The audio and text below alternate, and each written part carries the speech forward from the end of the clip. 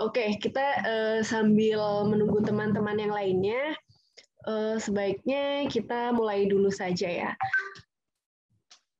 Kita akan berkenalan dulu dengan Kak Fadilah Ansyari. Saya akan membaca profilnya, kemudian nanti teman-teman bisa simak biar tahu siapa sih pemateri malam hari ini, siapa yang akan mengisi coaching, yang akan melatih kita untuk membahas soal-soal tryout kemarin. Oke, saya share screen dulu. Nah, kebetulan Kak Fadila Ansyari juga sudah bergabung bersama kita di sini. Halo Kak Fadila Ansyari. Ya, halo Kak. Nah, Kak Fadila Ansyari ini tutor di Latis Education yang sudah lumayan ya, dari tahun 2017. Kan. Nah, Kak Fadila Ansyari bertempat tinggal di Jakarta Timur, kemudian itu dicantumkan nomor telepon, kemudian emailnya juga. Nah, kemudian Kak Fadilah Ansyari ini merupakan tutor matematika, fisika, kimia, ekonomi. Ya, sesuai dengan jurusannya, Kak Fadilah Ansyari saat ini sedang menempuh perkuliahan di S2 Universitas Indonesia. Jurusannya teknik kimia. Gitu. Nah, dari S1-nya juga di Universitas Indonesia, kemudian double degree lanjut ke S2. Nah, kemudian Kak Fadila Ansyari juga merupakan asisten dosen di Fakultas Teknik Universitas Indonesia. Jadi teman-teman di sini yang alumni Universitas Indonesia juga mungkin bisa saling sapa ya dengan Kak Fadila Ansyari. Nah, oke. Saya matikan dulu share screen-nya.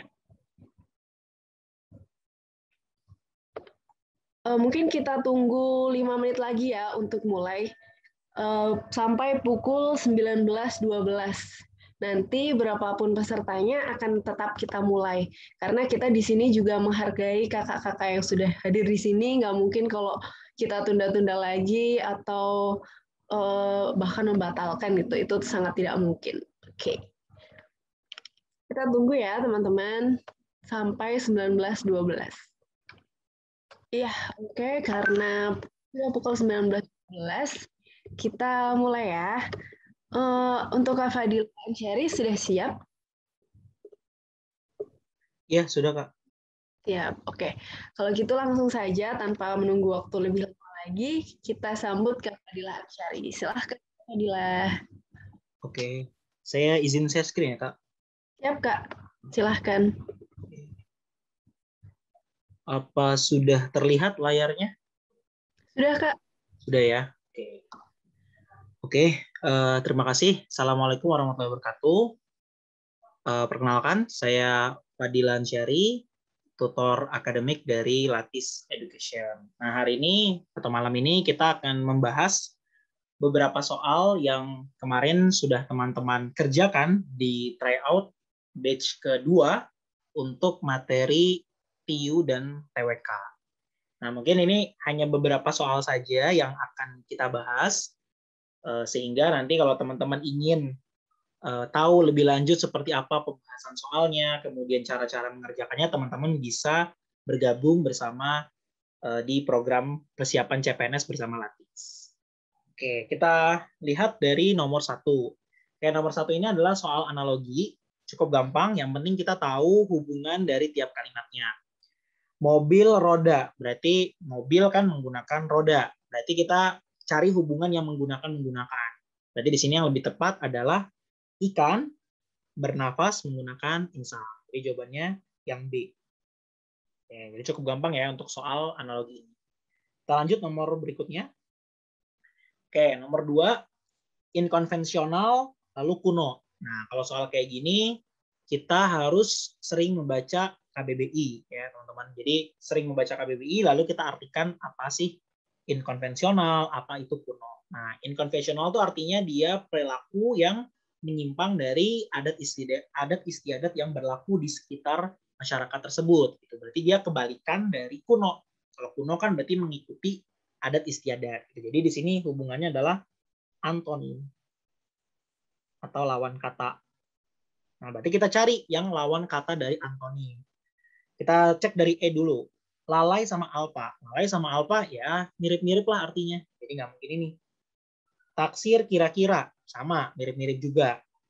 Sumpah sama janji, mirip-mirip juga. Nah, ini sebenarnya trik juga nih teman-teman. Ketika teman-teman lihat jawaban C dan D, misalkan nih teman-teman nggak tahu nih inkonvensional apa sih artinya. Kalau kuno mungkin tahu ya, inkonvensional apa sih artinya nggak tahu nih. Kita lihat pilihan jawaban yang mirip-mirip. Kayak C sama D itu kan maknanya sama, sinonim. Jadi jangan pilih itu. Berarti hubungannya bukan sinonim, gitu. Karena C dan D pilihannya artinya sama, gitu, yaitu sinonim. Maka kita lihat lagi, tampan sama gagah. Ini nggak ada hubungannya ya. Sinonim juga enggak, antonim juga enggak. Jadi kurang tepat. Sehingga jawabannya lebih tepat yang A. Ya, buak, teguh. Buak itu artinya membual atau suka membohong atau tidak konsisten. Gitu. Jadi lawannya teguh. Oke, kita lanjut soal berikutnya. Nah, ini soal deret cukup gampang kita mengerjakannya. Kita lihat di sini 13 ke 16. Di sini nambah 3. 16 ke 20 nambah 4. 20 ke 25 nambah 5. Berarti 3, 4, 5. Berarti setelah itu tambah 6. Ya, 25 tambah 6, 31. Oke, gampang ya kalau untuk deret. Kita lanjut soal berikutnya. Nah, seperti ini. Kalau kita ketemu deret kayak gini, angka depannya itu sama, itu kan 4, 4 ya, angka depannya sama. Maka itu kemungkinan nih biasanya, ini adalah deret tingkat 2. Jadi kita lihatnya jangan yang setelahnya, tapi satu setelahnya. Jadi 4, kita lihat hubungannya sama 9. Nambah 5. Ya, 9 ke 14. Nambah 5 juga. 14 ke 19. Nambah 5 juga. Berarti kita lihat hubungan 4, 10, 16. 4 ke 10 nambah 6. 10 ke 16 juga nambah 6. Ini nambah 6. Ini juga nambah 6. Sehingga 16 tambah 6 adalah 22. Ya. Jadi jawabannya yang A. Nah, jadi kalau ada angka yang sama di depan, biasanya dia bukan hubungan yang kayak soal yang sebelumnya gitu ya. Tambah 3, tambah 4, tambah 5. Tetapi biasanya dia derajat 2. Oke, saya lanjut berikutnya. Oke, ini deret huruf. Kalau deret huruf, teman-teman harus konversi dulu ke angka. Ya. Jadi kalau C itu kan adalah huruf urutan ke-3 ya. Jadi 3. Kemudian E itu urutan ke-5. Kemudian G itu urutan ke-7. I urutan ke-9. K urutan ke-11. Nah, ini udah ada polanya nih. Nambah 2 nih. Berarti setelah itu, hurufnya adalah kita tambah 2. Berarti K, lalu kan L ya, baru M, N, O. Berarti M sama O. Di urutan ke-13 dan urutan ke-15, yaitu M dan O. Oke. Seperti itu ya. Jadi harus dikonversi dulu ke angka, supaya kita bisa lihat hubungannya. Oke, next. Nah, ini. Hasil dari akar 7.200 tambah 25. Oke, gimana nih cara ngerjainnya? Kalau untuk akar, teman-teman lihat angka terakhirnya. Nah, di sini kalau kita lihat angka terakhirnya nih, kalau kita tambah, itu kan adalah 5. Berarti kita cari bilangan apa yang dikuadratkan belakangnya 5. Kita lihat, 66. 66 kalau kali dikali 66, belakangnya kan 6 kali 6 ya, 36. Berarti belakangnya 6. Berarti udah nggak mungkin nih, salah. 65, 5 kali 5 belakangnya berarti kan? Di belakangnya 5. Kemungkinan benar ya, kemungkinan. 85 sama, 5 juga. Kemungkinan benar. 87, 7 kali 7. Belakangnya 9. Udah pasti salah.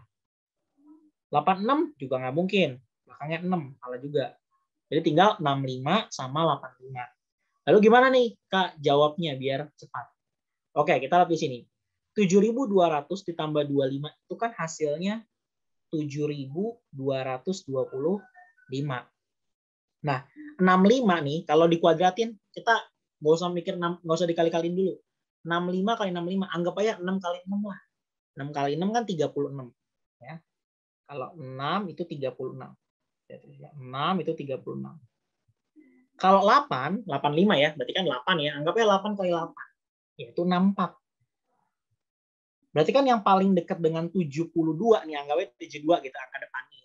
Berarti adalah 64. Kalau 36 kejauhan. Ya. Berarti yang paling dekat 8. Maka kemungkinan jawabannya 85. Jadi cukup lihat belakangnya saja. Lalu teman-teman untuk yang puluhan ya, teman-teman tebak sendiri berapa tuh kira-kira. Di antara berapa sampai berapa. Oke, kita lanjut ya. Nanti tanya jawabnya di akhir sesi, teman-teman. Kalau ada yang mau bertanya mengenai trik dan tipsnya, silakan ditanyakan di akhir. Kita lanjut soal ini. Nah, ini soal yang cukup familiar. Gimana nih soal yang familiar maksudnya, Kak? Jadi ini bentuknya ini ada kuadrat, ini ada kuadrat juga. Nah, biasanya nih kalau bentuk kayak begini nih, biasanya udah pasti menggunakan persamaan kayak gini nih. A kuadrat min B kuadrat. Nah, ini bisa dijabarin. Jadi, A min B dikali A plus B. Nah, oke, berarti kita coba kerjakan dulu. 34 kali 30 itu kan adalah berapa? 34 kali 30 adalah 1020. Jadi 1020 kuadrat. Kita kurangin dengan 100 kali 10,19 itu adalah 1019 kuadrat juga. Berarti kalau kita jabarin kayak begini, kan lebih gampang nih. Kita coba jabarin ya. Berarti 1020 kurang 1019 dikali 1020 tambah 1019. Oke. Berarti 1020 kurang 1019 kan sudah pasti 1. Gitu. Tinggal dikali dengan 1020 tambah 1019. Kita lihat. Depannya udah 2000. Ya, kita dan belakangnya 9 ya. 0 tambah 9 kan belakangnya 9. Jadi kita pilih yang belakangnya 9. A nggak mungkin, B nggak mungkin, D nggak mungkin. Kemungkinan kalau nggak C yang E. Kalau C nggak mungkin, karena 1020 tambah 1019 itu udah pasti 2000-an. Jadi kalau C itu pasti salah. Gitu. Jadi jawabannya udah pasti yang E. Seperti itu. Ya, jadi ini kan 1 dikali berapa ya? Misalkan taruhlah 2000. 2000-an. Misalkan 2039 ya kalau dihitungnya. Jadi dapatnya 2039. Jadi teman-teman kalau ngelihat bentuknya kuadrat langsung kepikiran, oh pasti pakai A kuadrat min B kuadrat. Oke, kita lanjut ya soal berikutnya. Oke, soal kayak begini. Ini sih sebenarnya teman-teman harus ingat gitu ya. Kira-kira ini bisa diganti seperti apa. Oke, kita lihat. Di sini X itu diketahui 2 per 3. X sama dengan 2 per 3. Y 66,67% dari 5. Nah, ini harus dihafalin ya, terutama misalkan kayak setengah. Berarti kan 0,5. Sepertiga nih, artinya adalah sepertiga 2 per 3. Sepertiga itu 0,33. 2 per 3 0,66. Ya. Lalu seperempat juga diingat-ingat, seperempat. Lalu 3 per 4. 2 per 4 dulu ya, 2 per 4. Sama 3 per 4. Kemudian 1/5. 2 per 5, 3 per 5. Kayak 1/5 lah hafalin ya, 1/5. 1/6 hafalin, 1/7 hafalin. Jadi minimal sampai 1/9. Jadi teman-teman ketika ngeliat angka 66,67 udah langsung peka, oh berarti 2 per 3 dia. Karena 0,66. Jadi Y-nya itu adalah 2 per 3 langsung dikali 5. Sehingga dapatnya berapa nih? 2 kali 5, 10 per 3. Nah, 2 per 3 ini kan sama dengan 3 kali 2 kan 6. 6 tambah 2, 8. 8 per 3. Jadi X-nya 8 per 3, Y-nya 10 per 3. Berarti lebih besar yang Y ya, karena X-nya 8 per 3. Jadi X kurang dari Y. Cobaannya yang B. Oke. Jadi ingat-ingat ya, kalau pecahan tuh ingat-ingatnya kayak 1/6, 1/7. Mungkin saya kasih rangkumannya aja di sini ya. Nih, saya kasih rangkumannya. Kalau setengah, saya warnain merah. Setengah 0,5. Sepertiga 0,33. Seperempat 0,25. 1/5 0,2. 1/6 0,17. Pokoknya dia berkurang terus biasanya. 1/7 0,14. 1/8 0,125. 1/9 0,11. Nah, seterusnya. Apalagi kalau 1/9 ya, itu bisa pakai cara cepat tuh. Kayak gimana cara cepatnya, Kak? Biasanya kayak gini nih. Misalkan nih, kita mau nebak nih, ada angka nih, 0,22222, pokoknya berulang terus. Nah, ini bisa langsung kita convert jadi apa? 2/9, pasti. Jadi kalau 0,33333, itu 3/9. 0,66666, berarti 6/9. Gitu. Ya. Kemudian kalau selangnya 2, gimana? Misalkan 0,212121. Nah, ini kan berulangnya 2 kali ya. Berarti jadinya 21/99. Ya, jadi 9-nya 2 kali karena berulangnya sebanyak 2 kali. Ada juga berulang 3 kali, misalkan 0,123 123 123. Nah, berarti kan berulangnya 3 kali. Berarti jadi gimana? 123/999. Nah, kenapa diubah jadi pecahan? Gampang untuk kita kerjain kalau pakai pecahan dibanding persentase atau koma-komaan. Oke, itu lanjut ya. Nanti kalau ada yang mau tanyakan, boleh disimpan dulu pertanyaannya mengenai tes TIU ini. Oke, kita lanjut soal berikutnya. Ervan akan membuat kardus berbentuk balok dengan perbandingan panjang, lebar, tinggi 5:3:2. Jika panjang kotak 20, maka maka luas seluruh permukaan kotak itu berapa? Oke, kita lihat. Panjang banding lebar banding tinggi. Ini 5:3:2. Panjangnya 20. Nah, 5 ke 20 kan kita kali 4. Berarti 3 kita kali 4 juga nih. Berarti 12. Tingginya kita kali 4 juga. Berarti 8. Itu udah jelas nih. Panjangnya 20, lebarnya 12, tingginya 8. Tinggal cari luas permukaan kotak.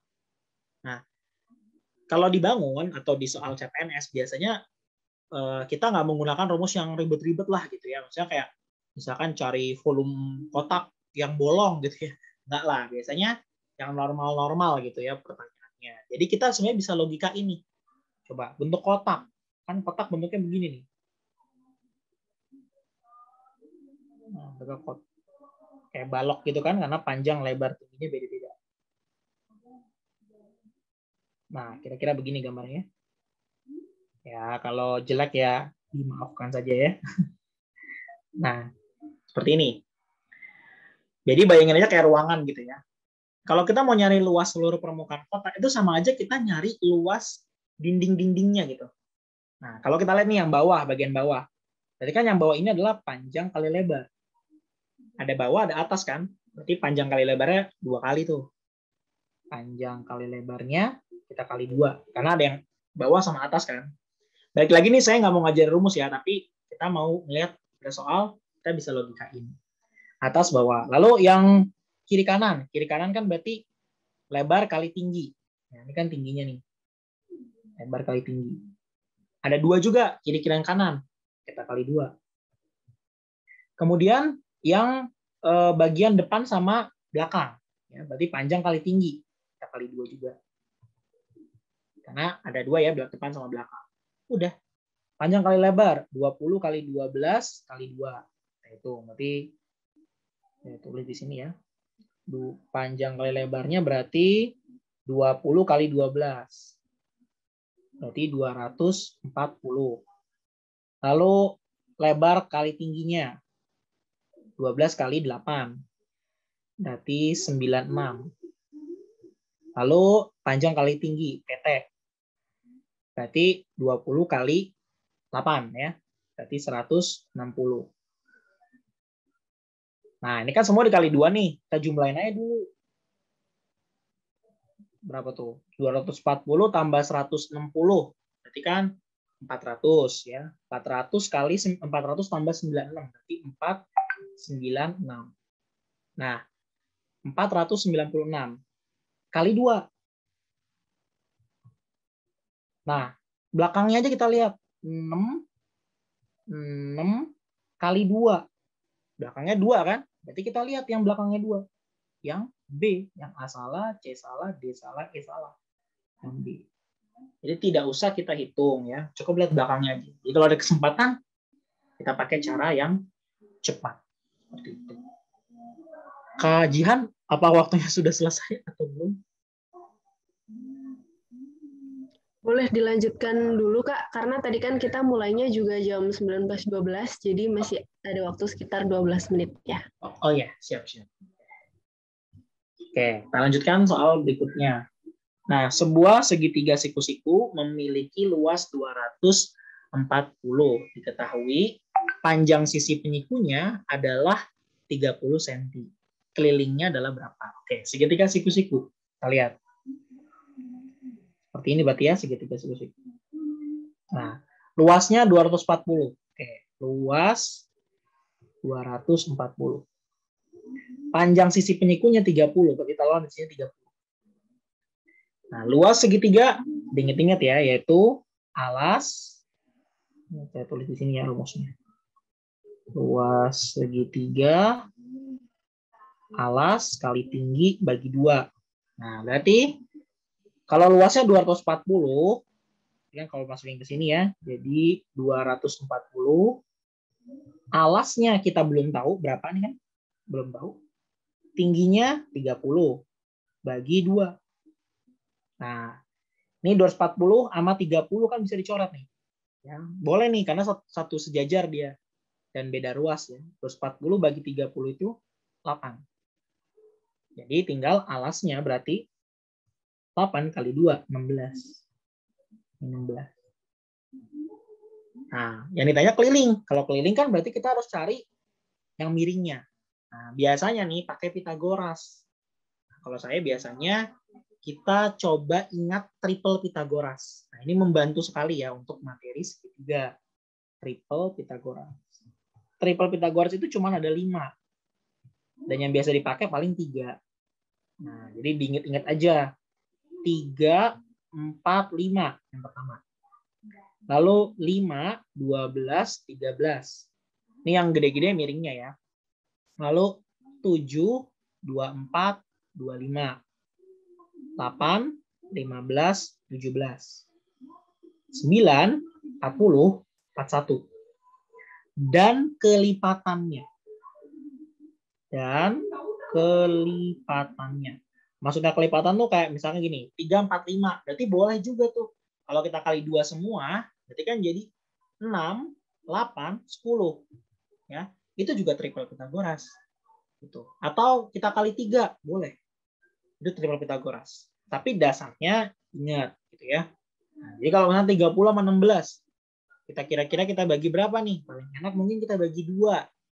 Bagi 2 di sini jadi 8. Di sini kita bagi 2 jadi 15. Berarti kan kemungkinan pakainya 8, 15. Oh ini 17. Berarti di sininya 17. Tapi ingat jangan 17. Tadi kan kita bagi 2. Kita balikin. Kita kali 2. 17 kali 2 itu 34. Jadi di sini 34. Nah ya udah tahu kan? Berarti kelilingnya tinggal kita hitungin. 30 tambah 34 tambah 16. 34 tambah 16 kan 50 ya, tambah 30 80. Seperti itu. Jadi kalau kita hafal triple, kita nggak usah menggunakan rumus yang akar-akar gitu ya. Karena biasa soal CPNS untuk PIU itu biasanya tidak menggunakan rumus-rumus yang cukup rumit lah gitu ya artinya. Oke, seperti itu. Kita lanjut. Oke, seperti ini. Tidak dicari lagi kelilingnya. Masukin ke rumus keliling habis itu. Rumus keliling nggak tahu. Nggak ada, dia cuma dikalikan terus. Ini rumusnya. Ya. Oke, kita lanjutkan ya. Jadi yang ditanyakan adalah jumlah 10 suku pertama dari deret tersebut. Oh iya. Oke. Jumlah 10 suku pertama deret dari 1, 6, 11 sama 16 adalah berapa? Oke, jumlah deret ini. Jumlah deret itu maksudnya gini ya, 10 suku pertama. Jadi kita tuh ngitung 1 tambah 6 tambah 11 tambah 16 tambah sekian sampai 10 kali 10 bilangan kita tambahin semua. Itu jumlah. Nah, kalau kita tambahin semua kan pusing ya karena banyak gitu kan. Maka ada rumusnya. Rumusnya tuh kayak gini. Sn itu jumlah ya. Itu rumusnya N per 2 kali 2A plus N min 1 kali B. Ya, boleh pakai ini atau boleh pakai N per 2 kali A tambah UN. Ya, bebas aja. Tergantung yang diketahuinya gitu ya. Nah, di sini kan yang kita ketahui itu A-nya. A itu suku pertama. A itu suku pertama. B itu bedanya berapa? UN itu suku terakhirnya. Suku ke N lah gitu ya, suku ke N. Nah, di sini kan kita enaknya udah ada A-nya nih. 1. B-nya juga jelas kan? 1 ke 6 tambah 5. 6 ke 11 juga tambah 5. Berarti B-nya 5 nih. Tinggal masukin ke rumus. Berarti SN sama dengan, kan kita maunya 10 suku nih. Berarti N-nya 10. Jadi 10 bagi 2 kali 2 kali A. Hanya 1 kan? Berarti 2 kali 1. 2. Tambah N min 1. N-nya kan tadi 10 ya. 10 kurang 1, 9. B-nya tadi selisihnya itu 5. Jadi 9 kali 5. Jadi 10 bagi 2, 5. 2 tambah 9 kali 5 kan 45. Nah, 45 tambah 2 kan 47. 47 kali 5. Sebenarnya kalau kita mau merejus ya, belakangnya pasti 5 sih. Tapi kalau kita mau hitung ya, 47 kali 5. 7 kali 5 kan 35 ya. 35. 4 kali 5 kan 200. Jadi 235. Seperti itu. Jawabannya yang C. Oke. Seperti itu ya. Jadi bisa dipakai dua rumus. Boleh yang ini dan atau yang ini. Ya, yang bawah itu kalau kita nggak tahu bedanya berapa. Kalau yang atas kita tahu bedanya berapa. B-nya. Oke. Kita lanjut dulu.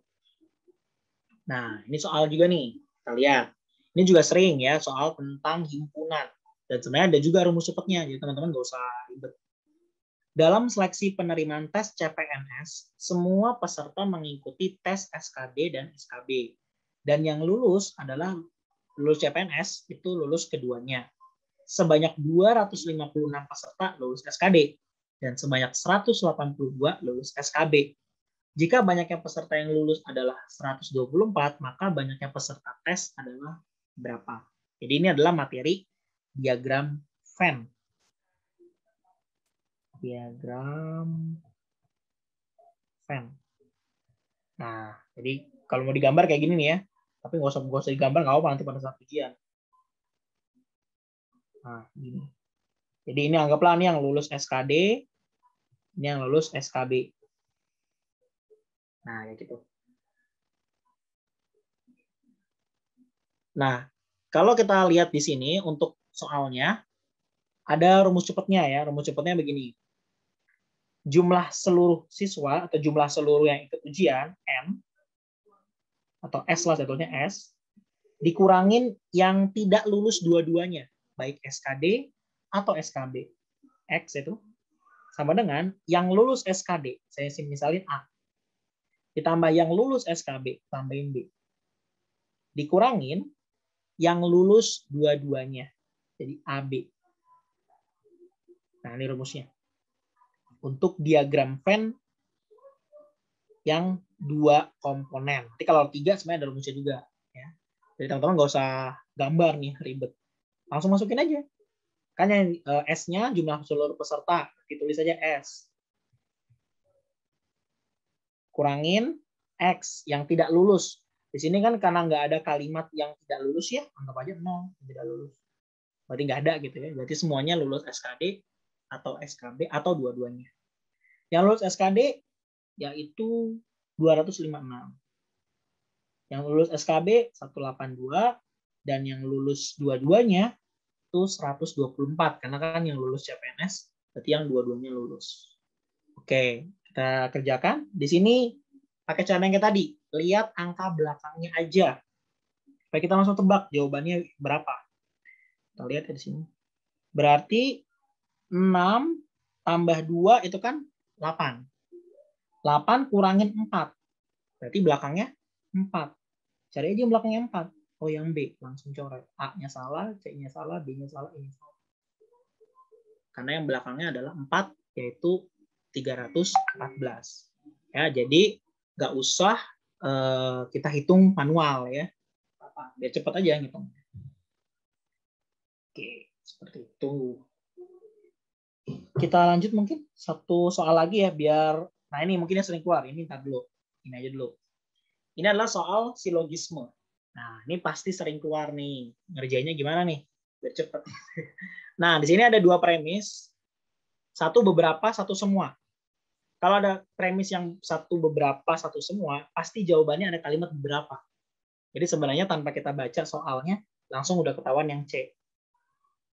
Karena pasti kalau ada kalimat beberapa dan semua, pasti jawabannya beberapa. Nah, lalu itu trik pertama ya. Trik kedua, kita coret kalimat yang dua-duanya muncul. Misalkan nih, di kalimat pertama ada kalimat logam. Di kalimat kedua ada juga kalimat logam. Jadi dua-duanya ada tuh. Coret. Kata logamnya itu kita coret ya. Jadi jawabannya itu nggak boleh ada kata logam. Berarti yang A salah, yang B salah, yang E salah. Berarti kalau nggak D, yang C. Nah, berarti kita pilih yang C. Kenapa? Harus ada kalimat beberapanya. Oke, itu materi silogisme. Nah, mungkin saya kembalikan ke kajian kali ya, karena waktunya mungkin sudah. Oke, siap Kak. Ya. Kemudian, jadi setelah ini kita ada pembahasan TWK ya teman-teman. Tapi sebelum itu kita mau foto bersama dulu nih. Kak Fadila Ansyari boleh dimatikan dulu screen-nya. Oh iya, siap. Oke. Boleh suaranya, kita lanjutkan pembahasan TWK dengan Kak Fadila Ansyari. Gimana Kak Fadila Ansyari, sudah siap? Iya, sudah Kak. Oke, kita lanjut ya. Ya. Oke. Silahkan Kak. Oke. Saya coba share screen ya. Oke. Oke, apa sudah terlihat? Sudah Kak? Sudah ya. Oke. Kita coba bahas ini soal TWK tadi ya, soal TU, ini soal TWK. Nah, untuk TWK sebenarnya merupakan materi yang cukup lumayan menguras tenaga ya sebenarnya dibandingkan TU. Kalau bagi saya sebenarnya karena TWK itu kita harus banyak baca sekali dan pertanyaannya akan sangat dalam artian bebas gitu ya. Pengetahuan umum di sana ada, hafalan juga ada gitu ya. Tapi biasanya memang soal-soal TWK untuk tahun-tahun sekarang itu lebih banyak yang bentuk penerapan soal lalu kita terapkan. Jadi tidak lagi kayak misalkan hak untuk pembelaan negara itu misalkan ada di pasal apa gitu, ditanya langsung pasalnya. Nah itu biasanya enggak, tapi biasanya diberikan narasi dulu cerita, lalu teman-teman disuruh menganalisis kira-kira dari cerita ini tuh masyarakat ini menerapkan Pancasila sila keberapa misalkan, atau misalkan Undang-Undang Dasar pasal keberapa, atau dia melanggar Undang-Undang pasal berapa, seperti itu. Jadi untuk TWK tuh sebenarnya kayak gitu. Sebenarnya materinya ada 5 kalau TWK. 1 Pancasila, kedua Undang-Undang Dasar, ketiga Bhinneka Tunggal Ika, 4 nasionalisme, kelima bahasa Indonesia, dan yang keenam mungkin yang tambahan sekarang adalah materi radikalisme ya, yang sebenarnya materinya mirip sekali dengan materi Pancasila ya, karena berupa penerapan sikap-sikap. Nah, kita lihat dari soal nomor 1. Nomor 1, nasionalisme di mana negara memperoleh kebenaran politik dari penyertaan aktif rakyatnya atau kehendak rakyat. Nah, di sini ada kalimat kata kuncinya penyertaan rakyat. Penyertaan aktif dari rakyat. Jadi politik itu memperoleh kebenaran akibat kehendak rakyat. Jadi kalau rakyatnya nggak mau, ya udah dia tidak mendapatkan kebenaran secara politik. Misalkan kayak pemilu. Nah, pemilu itu kan disertakan aktif rakyatnya, sehingga negara memperoleh kebenaran politik, sehingga negara bisa menyusun satu pemerintahan dan sebagainya. Nah, ini merupakan nasionalisme bentuk apa? Oke, kita lihat di sini kalau rakyat berarti kata kuncinya adalah sipil ya. Kalau etnis itu lebih kepada budaya. Nah, kemudian kalau kenegaraan dia lebih kepada hak untuk bebas atau universal. Hak universal. Atau hak untuk kebebasan gitu ya, itu kenegaraan. Kemudian kalau budaya ya jelas ya, budaya bersama dan sebagainya. Kalau identitas itu biasanya kata kuncinya adalah organik. Maksudnya organik itu pembentukan identitas itu terbentuk secara alami yang disusun oleh struktural masyarakat setempat. Contoh misalkan, culture-nya orang Indonesia itu misalkan ramah. Maka muncul nih satu norma, mungkin bukan hukum ya, tapi satu norma kalau ketemu sama orang harus sapa. Nah, ketemu orang harus sapa itu memang nggak ada dalam hukum, tetapi ada di dalam satu norma masyarakat yang terbentuk sebenarnya dari culture masyarakat setempat. Nah, itu disebut dengan nasionalisme bentuk identitas. Jadi terbentuk secara alami atau organik. Oke. Untuk nomor 1 seperti itu. Jadi kata kuncinya di sini sipil. Atau kalau kita mulai di undang-undang, ada di pasal 1 ayat 2, di mana negara kedaulatan tertingginya ada di tangan rakyat. Oke. Jadi sehingga rakyat dibutuhkan penyertaan politik di dalamnya. Kita lanjut nomor 2. Nah, nomor 2 kita lihat paham integralistik. Oke. Yang terkandung dalam Pancasila meletakkan asas kebersamaan hidup dan keselarasan dalam hubungan antar individu maupun masyarakat. Ini berarti paham negara integralistik adalah apa? Oke, jadi paham integralistik ini sebenarnya pertama kali dikemukakan oleh Supomo, ya, Mr. Supomo. Ketika ia mengikuti rapat untuk pembentukan dasar negara. Ya, salah satunya Mr. Supomo kan mengusulkan ya dasar negara pada sidang BPUPKI yang pertama, di mana ada 3 tokoh, yaitu Yamin, ya Muhammad Yamin, kemudian Mr. Supomo dan Insinyur Soekarno. Nah, Supomo ini mengemukakan dasar negaranya menurut pandangannya bersamaan dengan paham-paham negara itu seperti apa sih menurut Supomo. Nah, itu ada 3 sebenarnya. Yang pertama adalah individualistik. Individualistik. Nanti kita jelasin apa maksudnya. Yang kedua adalah pertentangan kelas. Pertentangan kelas. Nah, yang ketiga adalah integralistik. Nah, kalau individualistik maksudnya apa, Kak? Individualistik itu maksudnya adalah gini, bahwa negara berkontrak sosial nih terhadap kepentingan individu. Contoh misalkan, negara punya kontrak sosial bahwa setiap individu harus dilindungi kebebasan, misalkan kebebasan berpendapat.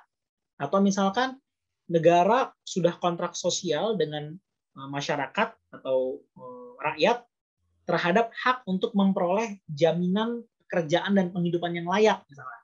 Nah, itu individualistik. Jadi maksudnya adalah negara itu punya nih satu kontrak, ya, satu janji lah, atau satu perjanjian dengan masyarakat untuk memenuhi hak individunya.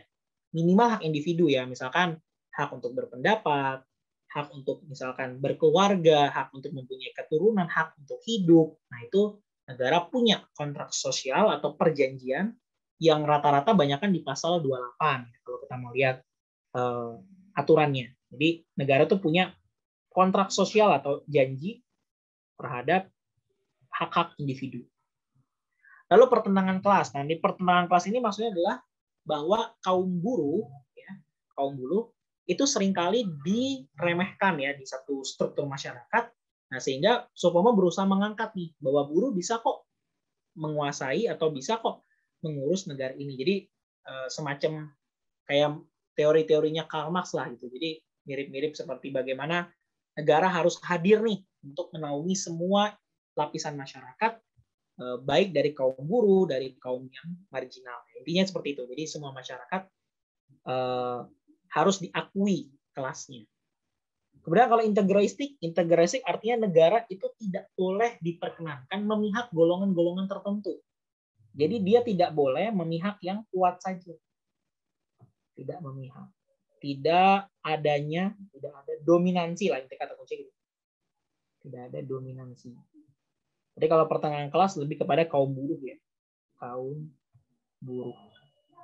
Betul. Jadi sehingga di sini yang lebih tepat adalah yang B. Ya. Tidak boleh ada memihak yang kuat. Itu artinya integralistik. Ya. Kalau kita lihat jawaban semuanya ini mirip-mirip. Tapi kita harus tahu konsepnya seperti apa. Kalau yang A membela kaum minoritas, mungkin itu yang B, yang pertentangan kelas. Ya. Karena minoritas kan kadang-kadang diskreditkan ya oleh sebagian masyarakat. Sehingga negara harus hadir nih untuk membela kaum-kaum minoritas tersebut. Oke, itu nomor 2. Kita lanjut, nomor 3. Oke, seperti ini. Yang ketiga adalah kita lihat sistem integritas nasional akan menjadikan kebijakan yang dibuat oleh eksekutif, legislatif, dan yudikatif berbasis kepada apa? Oke, sistem integritas nasional ini sebenarnya adalah sistem yang baru dibuat sebenarnya. Tujuannya adalah untuk memberantas korupsi. Ya, jadi tujuan utamanya itu adalah pemberantasan korupsi. Nah, pemberantasan korupsi. Ya. Pemberantasan korupsi. Nah, apa aja nih basis dalam sistem integritas nasional? Ada 3. Yang pertama, role atau peran. Nah, maksudnya gini loh, masyarakat itu harus berperan untuk memberantas korupsi ini. Jadi tidak hanya pemerintah, tidak hanya anggota legislatif, anggota yudikatif, tetapi semua masyarakat punya peran dalam hal pemberantasan korupsi. Jadi kalau kita ngelihat nih ada satu tindakan korupsi di tengah masyarakat, kita bisa melaporkan ke satu pemegang kekuasaan setempat lah, seperti itu. Kemudian yang kedua apa? Adanya transparansi dan akuntabilitas. Transparansi. Ya, sekarang alhamdulillah kita sudah punya yang namanya TV publik. Misalkan kalau DPR punya sidangnya terbuka. Nah, itu menurut saya bagus karena lebih transparan, masyarakat jadi lebih tahu apa sih yang sebenarnya mereka bicarakan. Seperti itu. Sehingga masyarakat punya andil nih gitu ya, bahwa oh dia tahu apa wakil rakyat yang dia pilih sedang membahas apa dan keberpihakannya seperti apa. Nah, yang ketiga adalah kapasitas.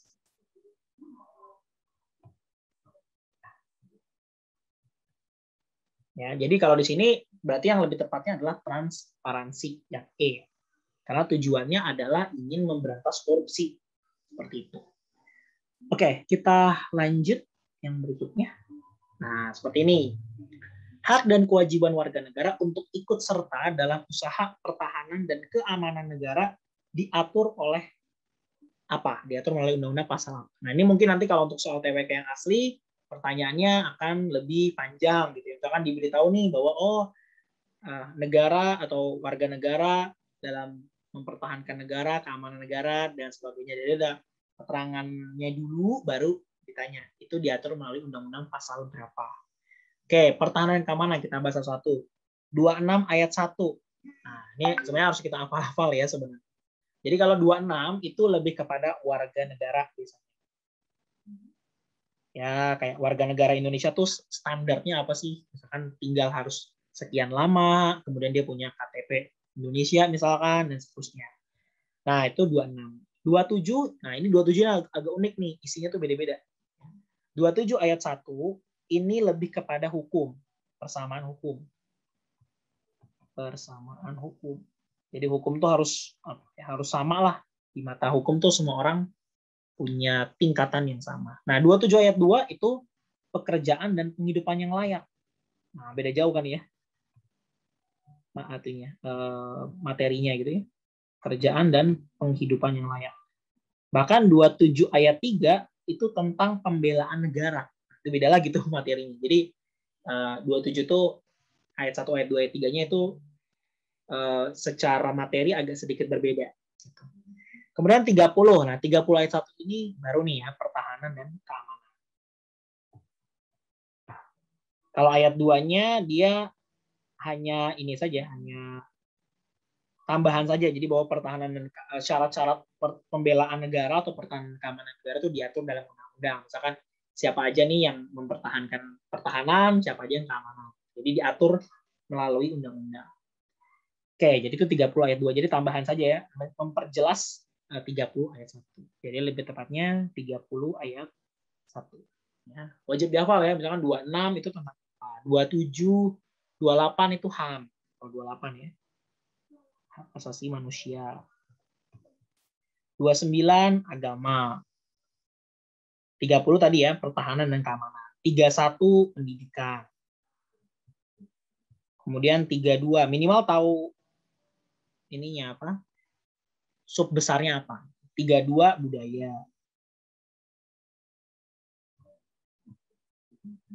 Kemudian 33 ekonomi. 34 sosial. 35 ya aksesoris lah, misalnya kayak bendera negara kita seperti apa, lambang negara kita seperti apa gitu ya. Oke, seperti itu. Jadi cukup lengkap ya. Kita kalau lihat undang-undang tuh seperti all in one gitu, ada budayanya, membahas ekonomi, sosial, dan nanti diperjelas lagi di dalam undang-undang. Oke, kita lanjut. Jadi tepatnya 30 ayat 1 karena pertahanan ya dan keamanan negara. Oke, kita lanjut soal berikutnya. Keikutsertaan warga negara dalam upaya bela negara diselenggarakan melalui kegiatan-kegiatan di bawah ini, kecuali apa? Oke, kita lihat ya. Di sini ada yang A, pengabdian sebagai prajurit tentara nasional Indonesia secara sukarela. Yang B, pengabdian sesuai dengan profesi. Yang C, pendidikan kewarganegaraan. Yang D, pelatihan dasar kemiliteran secara wajib. Dan yang E, pelatihan dasar kemiliteran usia dini. Oke, yang pertama yang A. Yang A, pengabdian sebagai TNI. Betul, secara sukarela. Artinya tidak dipaksa. Yang pengen silakan. Karena Tentara Nasional Indonesia ini sebagai pertahanan utama. Pertahanan utama. Nah, jadi satu benar. Ya, kalau kita masyarakat ya sebagai komponen tambahan dari cadangan. Yang B, pengabdian sesuai dengan profesi. Benar. Ya, yang jadi dokter boleh mempertahankan negaranya. Atau misalkan yang jadi insinyur bisa mempertahankan negaranya. Jadi tidak harus menjadi TNI atau polisi untuk mempertahankan dan membela negara. Jadi 2, yang B benar. PKN, nggak punya profesi, nggak jadi tentara atau polisi, bisa dengan belajar PKN. Jadi misalkan mahasiswa diberikan, kalau dulu istilahnya namanya pendidikan kewarganegaraan, atau kalau dulu namanya ini ya, PMP ya, PMP pendidikan moral Pancasila. Nah, itu kan sebenarnya satu pembelajaran gitu ya, secara ideologi bahwa itu penting. Kemudian pelatihan dasar kemiliteran secara wajib. Nah, benar ya. Pelatihan dasar minimal kita tahulah dasar-dasar kemiliteran itu kayak gimana sih. Sehingga ketika nanti misalkan kita dibutuhkan kita sudah siap. Kalau yang pelatihan dasar kemiliteran usia dini. Nah, ini kurang tepat ya. Di Indonesia belum diterapkan atau ya belum ada ya untuk usia dini seperti itu. Jadi lebih tepatnya yang kecuali adalah yang E. Oke, seperti itu. Kita lanjut. Nah, ini bela negara tadi ya ada di pasal 27 ayat 3. 27 ayat 3. Oke. Kita lanjut soal berikutnya. Nah, ini soal Pancasila nih. Ini harus kita detail-detailkan ya begini nih. Mengarahkan perbedaan dalam suatu kerjasama demi tercapainya tujuan bersama merupakan implementasi Pancasila sila keberapa? Oke, di sini lebih kepada tujuan bersama ya. Intinya kita misalnya kerja kelompok, beda-beda pendapat, gimana caranya kita mengarahkan perbedaan-perbedaan tadi untuk bisa supaya kompak nih satu sama lain. Nah, ini adalah sila keempat. Jadi kata kuncinya gini ya, kalau sila pertama tuh ya jelas lah, kita udah tahu ya tentang agama. Ya, intinya menghormati dan menghargai agama lain, cara beribadah agama lain dan sebagainya. Yang kedua, memanusiakan manusia gitu ya. Jadi humanities kalau kedua itu manusia. Di bagaimana manusia itu ya harus kita anggap sebagai manusia. Artinya kita saling toleransi dengan dia, kemudian saling menghargai sesama, gitu-gitu. Biasanya lebih kepada manusia. Kalau ketiga, ini lebih kepada atau kata kunci biasanya ada kata-kata tanah airnya. Jadi biasanya kayak berkorban terhadap tanah air, kemudian upacara bendera gitu ya. Itu yang ketiga tuh. Kelima, ini lebih kepada keadilan. Artinya kita itu tidak artinya kita tahu hak dan kewajiban kita. Ya, hak dan kewajiban. Kadang-kadang orang mengartikan adil itu sebagai sesuatu yang sama gitu. Misalkan satu-satu, semuanya dikasih satu-satu. Sebenarnya adil itu secara definisi artinya dia menempatkan segala sesuatu pada tempatnya.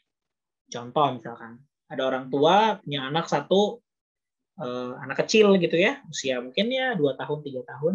Satu lagi dia punya anak usia 15-16 yang mungkin sudah beranjak SMA atau mungkin SMP tapi tingkat akhir. Mereka dua-duanya dikasih uang jajan yang sama. Yang kecil dikasih 50.000, yang besar juga dikasih 50.000. Nah, secara adil enggakah? Menurut saya enggak. Kenapa? Karena kebutuhan dari dua anak ini berbeda. Tentunya yang dewasa kebutuhannya lebih banyak, sehingga dia harus dipenuhi lebih banyak dibanding yang kecil. Karena kalau yang kecil umur 2-3 tahun 50.000, ya untuk apa gitu ya? Ya baru anak kecil gitu kan. Nah, jadi adil itu artinya dia menempatkan hak dan menempatkan segala sesuatu pada tempatnya. Atau kita menempatkan hak dan kewajiban kita untuk negara ini. Misalkan kayak bayar pajak, itu kan berarti kewajiban kita. Itu yang kelima. Kemudian, oke, ini soalnya berikutnya. Cita-cita masyarakat adil makmur secara material dan spiritual bagi seluruh rakyat Indonesia adalah salah satu nilai Pancasila yang diikuti dan dijiwai sila-sila berikut.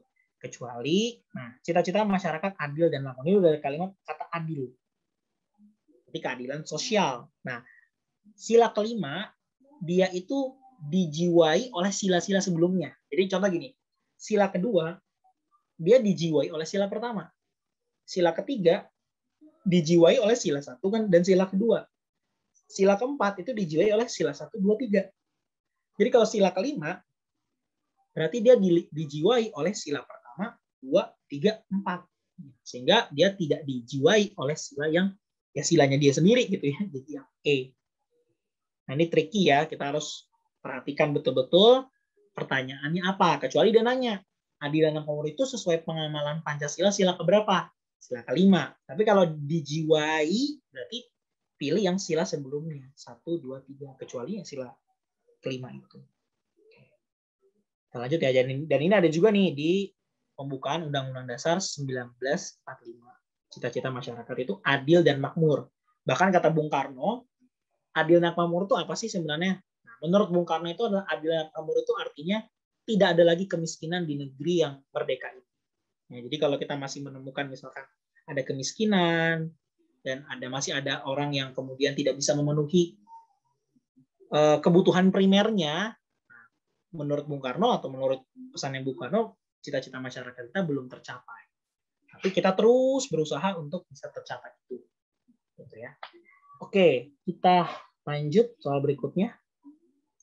Oke, soal berikutnya, Indonesia adalah negara yang di dalamnya terdapat 6 agama yang dianut oleh warga negaranya. Hubungan agama dengan negara yaitu apa? Oke, kita lihat. Yang A, Indonesia berdasarkan dengan hukum agama tertentu. Oke. Indonesia berdasarkan dengan hukum agama tertentu. Nah, ini salah ya. Karena tidak berdasarkan dengan hukum agama tertentu. Yang B, Indonesia memperhatikan kehidupan agama. Betul. Yang C, Indonesia tidak mengakui adanya agama. Ini apalagi salah. Indonesia menolak agama yang akan masuk. Betul. Betul lagi salah ya. Kemudian kehidupan bernegara Indonesia menjadi tolak ukur berlakunya agama di Indonesia. Salah ya. Jadi lebih tepatnya yang B. Indonesia memperhatikan kehidupan agamanya. Oke. Kita lanjut. Nah, berikutnya. Berikut ini yang bukan termasuk nilai-nilai yang terkandung dalam sila keempat Pancasila. Kita lihat. Mengutamakan kepentingan bersama daripada kepentingan individu. Ya, betul ya, karena sila keempat itu kan lebih kepada musyawarah. Jadi yang A betul. Karena yang tadi kan yang bukan ya, bukan. Menggunakan akal sehat dalam memberikan usul dan mengambil keputusan. Betul, jelas. Setiap orang punya hak dan kewajiban yang sama. Betul. Keputusan yang diambil dapat dipertanggungjawabkan baik kepada Tuhan maupun orang lain. Betul. Yang E, pengambilan keputusan berdasarkan dengan penetapan tanpa dimusyawarahkan. Jadi dimusyawarahkan lagi. Ya. Oke, lanjut soal berikutnya. Ini ya. Burung Garuda sebagai lambang Indonesia mengandung banyak makna. Garis melintang yang ada pada perisai burung Garuda. Oke, garis melintang yang ada pada perisai burung Garuda bermakna apa? Ya, jadi garis melintang yang ada di perisai burung Garuda bisa kita maknai bahwa Indonesia dilintasi oleh garis khatulistiwa. Ya. Jadi garis melintang ini menandakan bahwa Indonesia satu-satunya negara atau negara yang paling banyak dilintasi oleh garis khatulistiwa. Oke, Kak Jihan, mungkin waktunya apakah cukup atau tidak? Silahkan dilanjutkan sampai 2015, Kak Fadil. Oh iya. Oke, kita lanjutin ya. Nanti kalau ada pertanyaan boleh disimpan dulu di akhir. Oke, kita lihat. Selanjutnya, perjuangan Indonesia menentang ketidakadilan termuat pada Undang-Undang 1945 alinea keberapa? Oke, ini. Oke, jadi ketidakadilan ya di sini. Oke, kita lihat ya pembukaan undang-undang. Sini saya coba buka screen.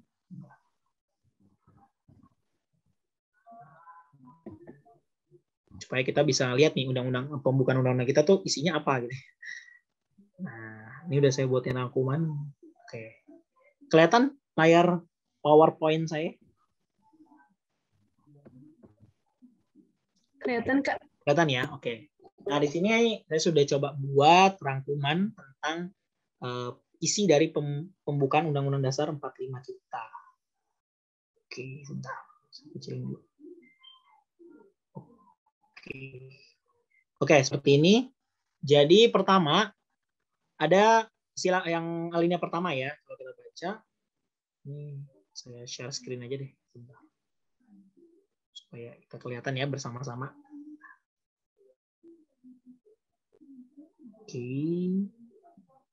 Oke, ini ya. Jadi untuk yang pertama, yang alinea pertama, di sini dibilangnya bahwa sesungguhnya kemerdekaan itu ialah hak segala bangsa.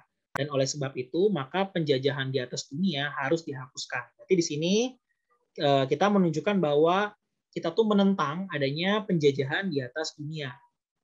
Artinya di situ ada pengakuan HAM atau pengakuan keadilan sebagai hak universal segala bangsa. Jadi untuk yang alinea pertama betul ada apa? Tadi menentang ketidakadilan ya tadi dibilangnya betul. Kemudian yang kedua, dan perjuangan pergerakan kemerdekaan Indonesia telah sampailah kepada saat yang berbahagia dengan selamat sentosa mengantarkan rakyat Indonesia ke depan pintu gerbang kemerdekaan negara Indonesia.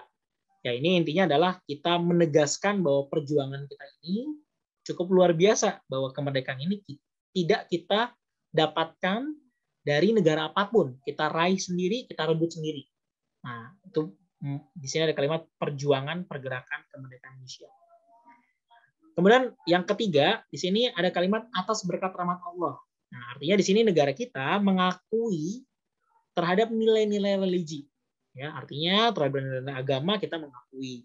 Dan dengan didorong oleh keinginan luhur supaya berkehidupan kebangsaan yang bebas, maka rakyat Indonesia menyatakan dengan ini kemerdekaannya. Jadi dari sini tuh kita bisa tahu, oh berarti Indonesia tuh menyatakan loh bahwa kemerdekaannya sudah diakui. Nah, alinea keempat nih yang cukup penting. Alinea keempat ini ada dua aspek yang penting. Yang pertama, di kalimat pertama di sini ada kalimat melindungi segenap bangsa Indonesia, sampai di kalimat yang ini, ikut melaksanakan ketertiban dunia. Nah, ini adalah cita-cita atau tujuan negara Indonesia. Kalau cita-cita yang ini ya, merdeka, bersatu, beragama makmur, ini cita-cita. Sedangkan kalau tujuan, nah tujuan yang ini, 4 ya, tujuan bangsa Indonesia kita nih. Melindungi segenap bangsa Indonesia, memajukan kesejahteraan umum, mencerdaskan, dan melaksanakan ketertiban dunia. Itu tujuan negara Indonesia. Dan di akhir alinea keempat, kita juga ada dasar negara ya di sini. Ketuhanan yang Maha Esa sampai keadilan sosial bagi semuanya. Jadi Pancasila ada di sini. Masuk ke sini. Oke, jadi kita udah tahu ya. Jadi alinea pertama bahwa kita menentang ketidakadilan penjajahan. Alinea kedua perjuangan, intinya gitu ya.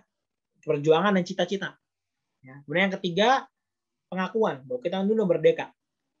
Berkat apa? Berkat rahmat Allah. Artinya ada nilai religi di situ dan juga keinginan luhur. Dan yang terakhir, yang keempat adalah tujuan negara dan Pancasila. Ya, sila terakhir. Oke, jadi kalau kita coba lanjutkan, saya share screen dulu.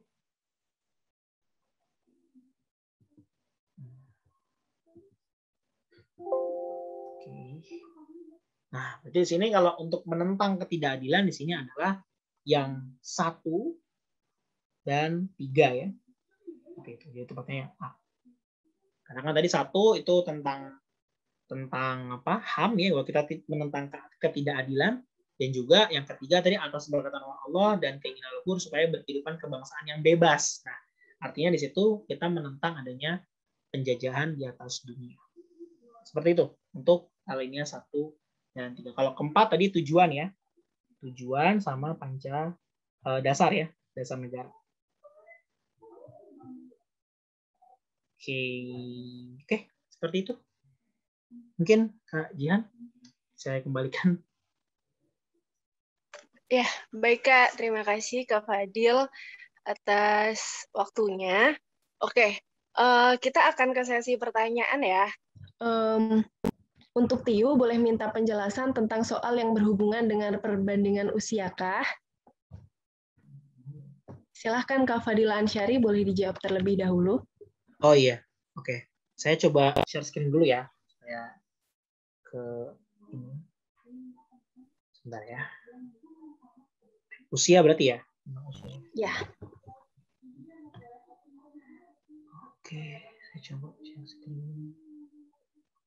Oke. Jadi kalau tadi ditanyakan usia ya, oke. Biasanya usia itu ada pertanyaan seperti kayak begini ya. Oke. Contohnya misalnya kayak gini. 5 tahun yang lalu, gitu ya. Misalkan saya nggak usah tulis lah soalnya. Misalkan 5 tahun yang lalu perbandingan usia ayah dan ibu adalah 3:7. Berarti 5 tahun yang lalu, berarti kita asumsikan aja, misalkan ayah sama ibu tuh misalnya A sama I. Berarti A itu adalah usia sekarang. Jadi kalau 5 tahun yang lalu, berarti kamu tulis A-5. Banding, ibunya 5 tahun yang lalu juga kan, berarti I-5. Nah, hati-hati kalau misalnya soal gini, 5 tahun yang lalu perbandingan ayah dengan ibu sekarang, berarti kan ibunya tuh yang kita bandingin usia ibu sekarang. Jadi nggak usah pakai dikurang 5 kalau ibunya. Jadi I saja. Jadi kalau di sini misalkan 5 tahun yang lalu perbandingan ayah dan ibu adalah 3:7. Ya udah, berarti dua-duanya kan kita bandingnya 5 tahun yang lalu. Jadi diginiin sama dengan 3:7. Kali silang nanti. Ya berapalah hasilnya kan. Nah, kemudian nanti ada kalimat lagi misalkan 5 sedangkan perbandingan 8 tahun yang akan datang. Misalkan ayah dan ibu 2:8. 8 tahun yang akan datang berarti A tambah 8 per I tambah 8. Sama dengan berapa? Tadi misalkan 2:4. Kali silang lagi. Nah, baru nanti kan kita dapat persamaan nih, persamaan berapa A, misalkan 4A tambah 3I sama dengan 6, misalkan gitu ya. Ini belum angka yang benar ya. Ini misalkan jadi 2A tambah 5I sama dengan 4. Nah, udah. Setelah itu kita selesaikan menggunakan substitusi dan eliminasi untuk dapat ayah sama ibu. Seperti itu. Oke. Ada yang mungkin masih ditanyakan atau kurang jelas? Boleh ditanya langsung. Ya, silahkan. Kak Cinta Wahyuni, kalau ada yang masih.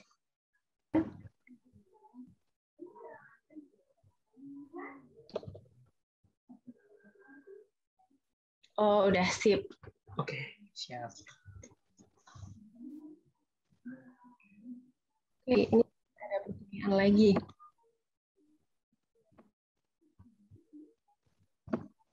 Oke, saya tanya ya, Kak. Dari Kak ya, untuk TWK, bagaimana cara membedakan nilai-nilai yang terkandung dalam Pancasila? Karena saya sering dapat soal yang berhubungan dengan hak dan kewajiban. Oke, saya jawab ya. Untuk TWK, gimana cara bedain nilai-nilai terkandung dalam Pancasila? Satu, soal TWK tidak boleh dijawab dengan perasaan. Terlalu perasaan. Karena seringkali kita menjawab soal TWK, sosial, itu pakai perasaan. Jadi harus menggunakan evidence ya, ada bukti-buktinya. Nah, bukti-buktinya itu salah satunya 45 butir Pancasila. Nah, saya coba share screen. Sebentar ya. Saya cari dulu PPT-nya. Oke. Ya, ini dia. Coba share screen. Oke, apa sudah terlihat layarnya? Sudah, Kak. Sudah ya. Nah, ini. Jadi kalau misalnya kita mau menentukan kira-kira ini sikapnya itu termasuk sila keberapa. Nah, ini kita bisa lihat nih 45 butir Pancasila. Ini mungkin yang saya sudah rangkum ya. Jadi kalau untuk sila pertama seperti ini. Sila kedua 2, 3, 4, 5. Nah, kalau yang saya sering kerjakan itu biasanya yang sering sekali ketuker itu sila kedua dan sila kelima. Nah, kalau 1, 3, 4 biasanya sih enggak ya. Kalau 1 jelas itu tentang agama ya, pokoknya kepercayaan menghormati kepercayaan orang lain dan seterusnya. Kalau ketiga biasanya lebih kepada cinta tanah air gitu ya, mentaati seluruh peraturan yang ada di negara ini misalkan. Nah, kita lihat ya kalau sila ketiga. Nah, sila ketiga pokoknya intinya adalah lebih kepada tanah air. Sila keempat musyawarah, intinya menghormati pendapat orang lain, musyawarah dan sebagainya. Nah, yang sering ketukar itu sila kedua dan sila kelima justru. Nah, kalau sila kedua, ini kalau kita lihat dari butirnya ada 10 ya. Ini lebih kepada manusia. Jadi misalkan saling mencintai sesama ini tadi. Kemudian memperlakukan manusia sesuai harkat martabat, menjunjung nilai kemanusiaan. Sedangkan kalau ke sila kelima ini lebih kepada keadilan ya, jadi keseimbangan hak dan kewajiban. Jadi kalau misalkan kayak hak-hak itu, nah itu biasanya dia sila kelima tuh, keadilan sosial, kerja keras, menghargai hasil karya orang lain, kayak gitu ya. Kemudian menghormati hak orang lain, memberi pertolongan. Nah ini adalah sila kelima. Sedangkan kalau sila kedua dia lebih kepada manusia, menghormati manusia. Biasanya sering ketukar tuh 2 sama 5. Kalau 1, 3, 4 biasanya aman. Ya, jadi kita udah bisa ngebedain tuh kalau 1, 3 sama 4. Misalnya kayak bayar pajak, bayar pajak tuh sila ke-3 atau sila ke-5 kalau bayar pajak tuh. Kira-kira aja sih. Mungkin ada yang bisa menjawab. Bayar pajak misalkan tepat pada waktunya gitu. Itu berarti sila keberapa? Iya benar, sila kelima ya, karena dia tadi keseimbangan hak dan kewajiban gitu. Kalau sila ketiga dia lebih kepada persatuan dan kesatuan kayak gitu. Kalau kayak radikalisme itu masuknya biasanya sila ketiga ya, karena kan dia lebih kepada bagaimana kita bersatu. Pembangunan itu sila ketiga tuh, kalau pembangunan tuh, karena pembangunan itu tujuannya rata-rata adalah untuk persatuan dan kesatuan. Oke, itu. Ada lagi? Silakan. Oke, sambil menunggu pertanyaan selanjutnya, di sini saya akan mengenalkan tentang Lattice Education ya, teman-teman. Karena mungkin di sini beberapa penasaran nih, kenapa sih Lattice Education sering mengadakan tryout gratis gitu, tryout akbar di Instagram yang mungkin teman-teman ikutin juga. Di sini saya akan menjelaskan ya. Saya akan share screen ya, teman-teman. Oke, baik teman-teman. Jadi Lattice Education adalah lembaga yang bergerak di bidang pendidikan. Nah, Lattice Education mempunyai visi memiliki 1 juta tutor berkualitas dan siswa yang tersebar di seluruh Indonesia. Saat ini ada 50 lebih siswanya, kemudian juga terdapat 10 tutor sudah tersebar di seluruh Indonesia. Seperti itu. Nah, di sini kami terus berinovasi untuk menyediakan program-program eksklusif terlengkap mulai dari usia TK atau bahkan dari usia dini, prasekolah, kemudian usia SD, SMP, SMA, hingga program unggulan seperti persiapan SNMPTN, kemudian SIMAK UI, kemudian juga ada untuk CPNS, Akmil, Akpol, pilot, dan kedinasan. Kemudian juga yang masih ongoing, kita juga ada homeschooling gitu di seluruh Indonesia.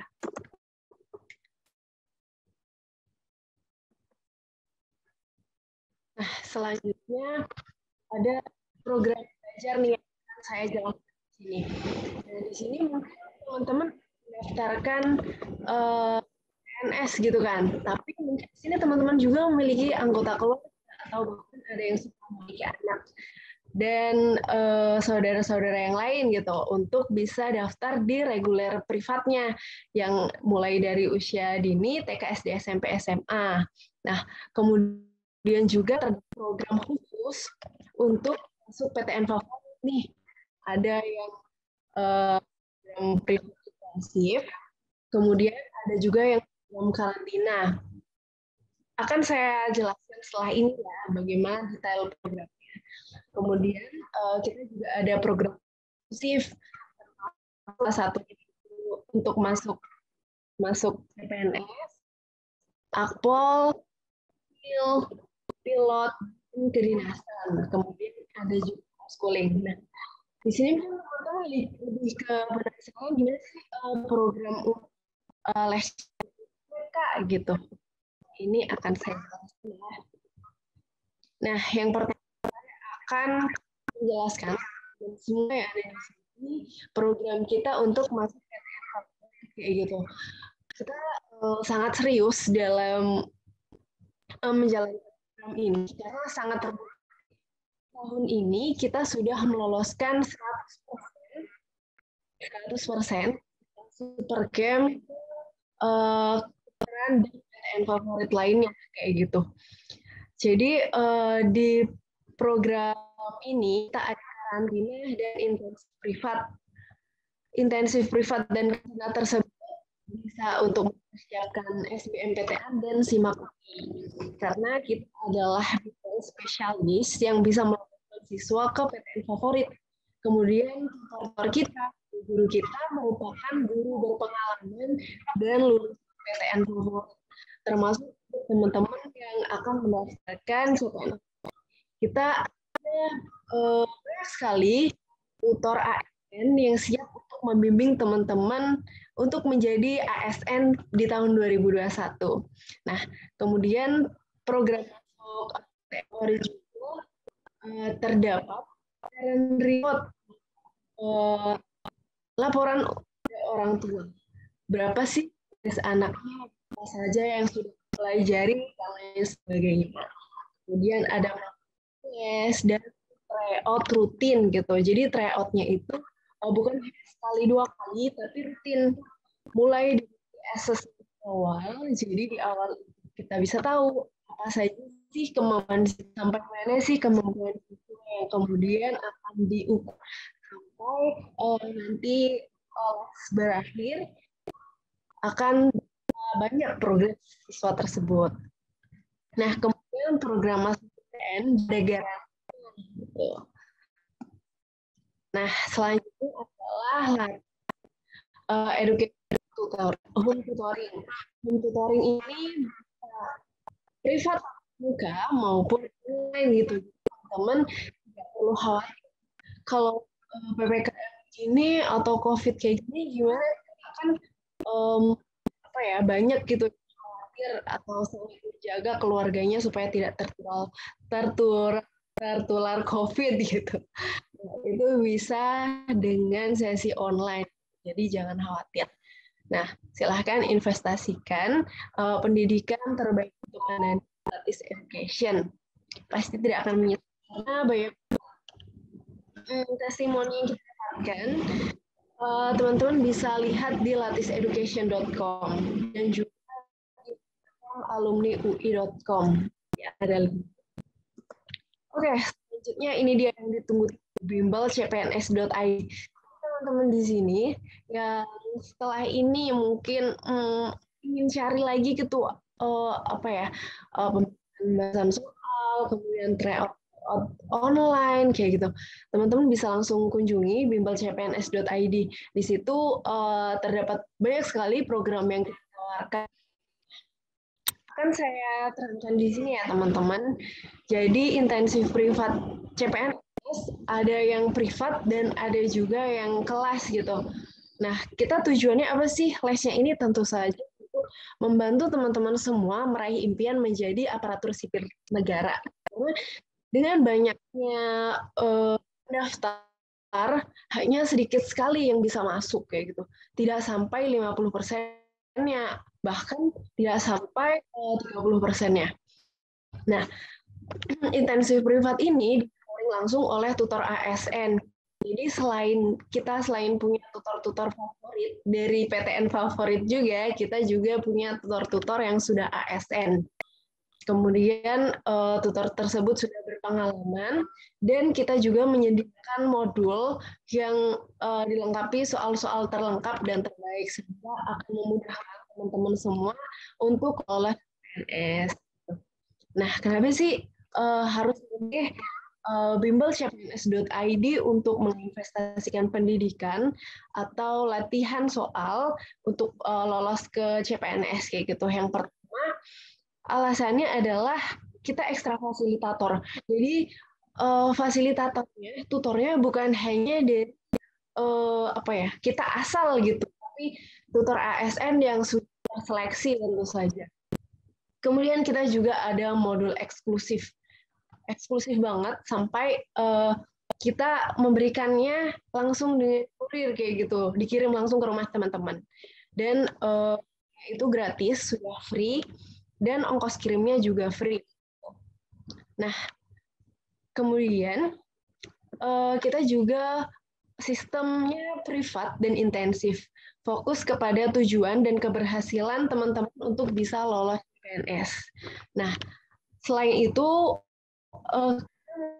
melakukan tes CPNS 3 kali lebih cepat daripada biasanya, lebih cepat daripada teman-teman belajar sendiri. Mengingat lagi, waktu tes untuk CPNS itu sudah semakin dekat, semakin singkat, jadi nggak ada salahnya untuk teman-teman mencoba. Ada mulai paket yang terkecil, setelah ini akan saya terangkan juga, yang bisa dicoba, mungkin coba-coba dulu, nanti kalau tertarik bisa tuh mengambil paket yang lebih besar, kayak gitu. Nah, pembelajaran kita juga fleksibel nih, jadi kita tidak kaku menentukan jadwal yang harus teman-teman semua hadiri, sehingga kalau misalnya tidak hadir akan terlewat gitu. Enggak gitu ya teman-teman, karena di sini kita fleksibel menyesuaikan jam kosong siswa gitu, karena tutornya juga akan menyesuaikan gitu. Nah, harga kita juga kompetitif dan sangat variatif. Banyak banget pilihan paketnya yang teman-teman cobain gitu, dengan diskon yang gede-gede tentu saja. Kita ada promo terbaik dari kami untuk semua yang ingin PNS. Oke. Nah, kita ada beberapa fitur unggulan nih. Nah, yang pertama, ini yang tidak dimiliki oleh bimbel lain, teman. Kita ada asesmen awal. Sebelum kita itu belajar, kita akan mengukur nih kemampuan teman-teman dari mana sampai mana. Nah, kemudian kita bisa tahu, kita bisa ukur berapa banyak progres yang teman-teman lakukan saat les gitu. Nah, kemudian sistem CPNS rutin. Jadi kalau teman-teman yang kemarin sempat ada ketinggalan kayak gitu. Nah, teman-teman bisa ikut program les CPNS. Kemudian ada progress report akhir bulan. Kemudian teman-teman juga akan dibimbing oleh tutor kualitas. Karena kita menjamin hanya terseleksi yang baik dan benar. Karena banyak sekali teman-teman bimbel di luar sana itu yang asal gitu dalam rekrutmen tutor. Ini sekedar informasi saja ya. Kan bisa kayak gitu. Nah, kemudian kita ada pengukuran sekolah TWK dan TKP, kemudian juga ada pergantian kalau misalnya kurang cocok sama kakak tutornya gitu. Misalnya kurang cocok, nah kalau misalnya paksakan nih pasti tidak akan masuk gitu kan pembelajarannya gitu. Tapi kalau misalnya udah klop ya pasti dalam menerima pembelajaran. Nah, ini dia untuk paket kita. Ini sudah harga di teman-teman. Nanti akan terlihat di akhir berapa gitu. Nah, yang pertama adalah spring.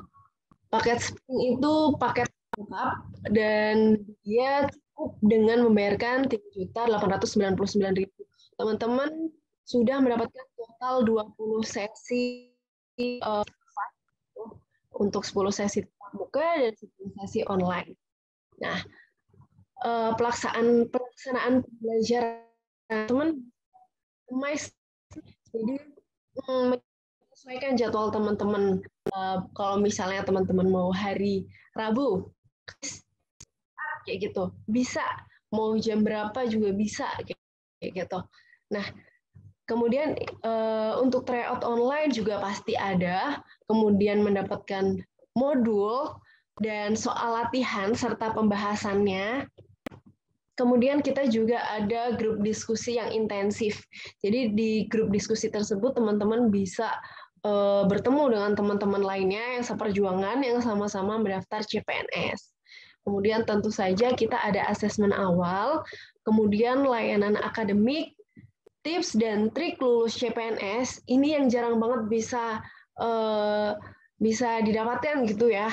Karena kalau misalnya kita belajar sendiri, kita tidak bisa konsultasi, tidak ada layanan akademiknya, kemudian tidak bisa mendapatkan tips dan trik kayak gitu. Beda kalau misalnya tes privat, ada tutor yang mengajarkan, kita juga bisa konsultasi.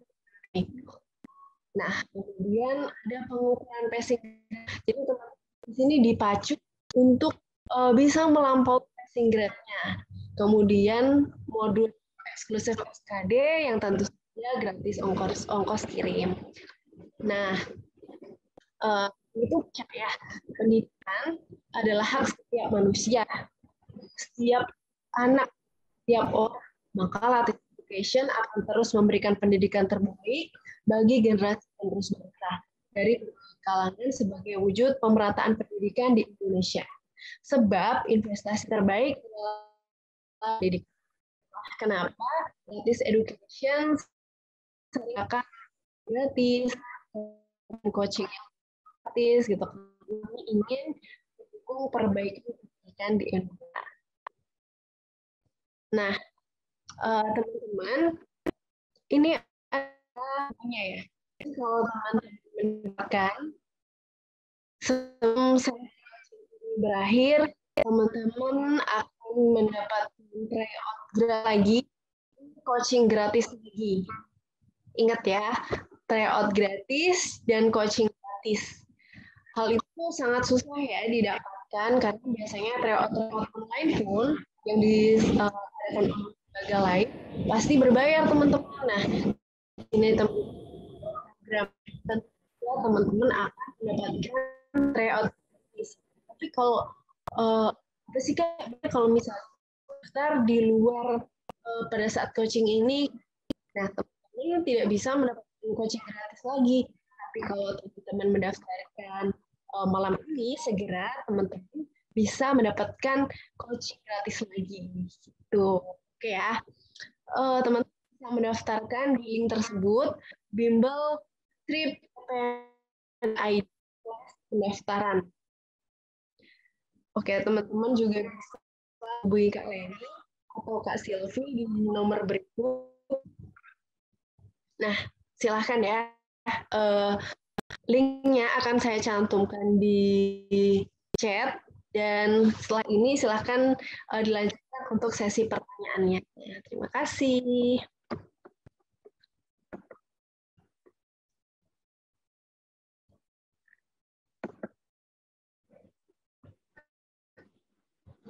Kak Fadil, apakah masih stay? Iya, masih Kak. Sip. Oke. Ini Kak, ada pertanyaan lagi. Oh ya. Nah, ini pertanyaannya asik ya. Kak, tanya tips memanage waktu saat ngerjain SKD yang sebenarnya nanti mengingat 110 soal harus dikerjakan dalam waktu 100 menit. Jadi jumlah soalnya lebih banyak daripada jumlah menitnya kayak gitu. Ya, silahkan Kak Fadil dijawab dulu. Oke. Mungkin di sini perspektif orang masing-masing beda-beda ya, antara TIU, TWK, TKP itu kesulitannya tiap orang bisa berbeda. Tetapi kalau saya pribadi dan beberapa siswa yang sedang menghadapi persiapan CPNS, rata-rata menganggap soal TKP lebih mudah karena dia berupa sesuatu yang kehidupan sehari-hari gitu ya. Artinya kita bisa menjawabnya dengan nalar dan logika saja gitu ya kan untuk TKP. Tapi memang mungkin agak tricky kalau TKP. Jadi bisa dikerjakan dulu TKP dulu. Kemudian setelah TKP, teman-teman bisa mengerjakan antara TWK atau TIU. Mengingat TIU itu poinnya, kalau teman-teman ambil jalur yang cum laude kan ada batas TIU-nya berapa nomor gitu ya. Nah, teman-teman bisa coba kerjakan TIU dulu biasanya. Kenapa TIU dulu Kak dibanding TWK? TIU jawabannya pasti. Sedangkan kalau TWK jawabannya itu mirip-mirip. Seperti yang kita bahas kan, ABCD-nya mirip-mirip. Jadi TIU itu lebih pasti. Nah, TIU sendiri ada 3. Ada yang verbal, ada yang numerik, sama ada yang figural. Nah, mungkin yang tidak memerlukan coret-coretan, verbal sama figural. Nah, itu bisa teman-teman kerjakan dulu verbal sama figuralnya. Kemudian baru yang numeriknya. Baru TWK gitu. Jadi TWK bisa ditaruh di terakhir. Tapi kalau teman-teman menganggap TWK lebih gampang, silakan ditaruh yang di kedua gitu ya. Tetapi kalau untuk bagi saya soal TIU itu lebih bisa dikerjakan lebih cepat ya, karena dia sudah pasti jawabannya. Kalau TWK itu kita harus analisis dulu nih, kira-kira di balik itu apa jawabannya. Seperti itu ya. Jadi bisa di-manage seperti itu. Jadi dikerjakan soal yang lebih mudah dulu, mulai dari TKP, TIU, lalu TWK. Lalu sesuaikan juga teman-teman kira-kira passing grade-nya gitu ya. Misalkan teman-teman TIU itu passing grade-nya 15. Pastikan teman-teman 15 nih kelar, atau 20 lah kelar. Setelah itu yang susah-susah tinggalin aja dulu, baru masuk ke yang soal yang lain gitu ya. Jadi at least passing grade-nya tercapai dulu nih gitu. Baru nanti terakhir kalau memang teman-teman masih punya waktu, kerjakan yang bagian sulitnya. Seperti itu. Oke. Ya. Ya Kak, silakan kalau masih ada. Iya, mungkin pertanyaan berikutnya kali ya, saya baca juga di chat. Untuk pengerjaannya bagaimana Kak? Apakah TIU di awal atau bagaimana? Tadi sudah mungkin saya sampaikan ya. Jadi kalau teman-teman mungkin bisa atau lebih suka TIU, silakan dikerjakan TIU dulu. Apalagi terutama yang jalur cum laude itu TIU-nya kan ada batas minimalnya sekian gitu ya, yang harus sekian. Nah itu teman-teman bisa utamakan di TIU dulu seperti itu. Oke, sudah Kak? Oke, sepertinya sudah ditanyakan semua yang ingin teman-teman tanyakan Kak Fadil. Jadi mungkin kita akan akhiri sesi pertanyaannya. Oke, sebelum kita tutup, kita mau dengar closing statement nih dari Kak Fadila Ansyari. Mungkin ada pesan untuk teman-teman yang saat ini akan menghadapi seleksi CPNS seperti itu. Mungkin closing statement-nya tetap semangat dan tetap berdoa kepada Yang Kuasa untuk persiapan tes CPNS 2021. Yang kedua, sering coba kerjain soal latihan, mulai dari kalau verbal, coba buka lagi KBBI-nya seperti apa, kalau TWK coba pelajari lagi nilai-nilai Pancasila, Undang-Undang Dasar seperti apa, dan pelajari peristiwa-peristiwa politik yang terjadi di sekarang-sekarang ini gitu ya, karena banyak juga yang keluar sejarah-sejarah yang sekarang-sekarang ini.